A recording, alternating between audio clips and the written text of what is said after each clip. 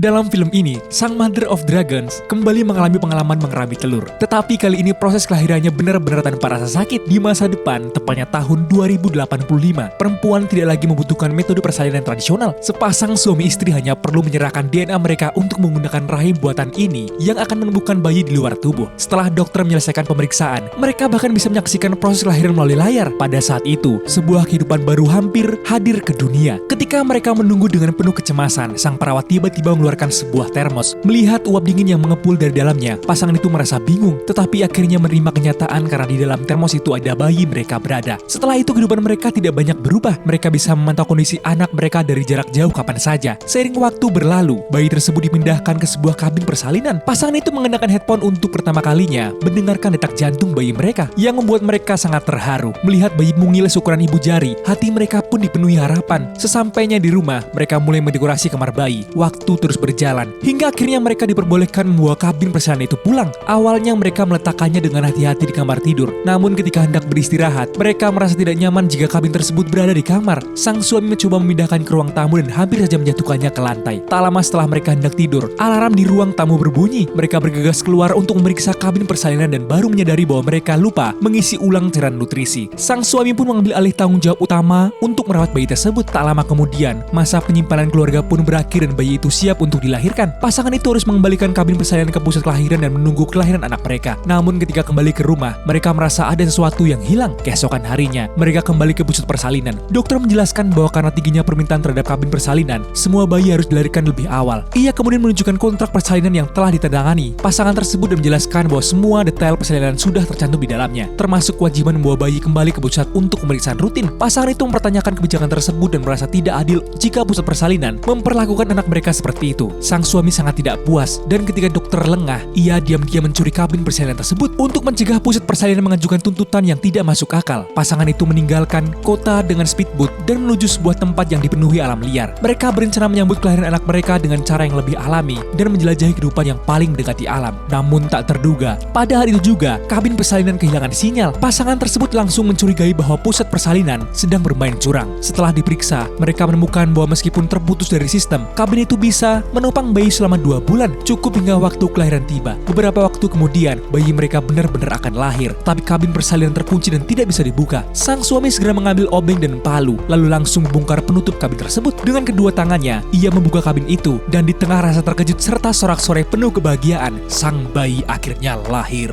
Ending yang bahagia, yeay.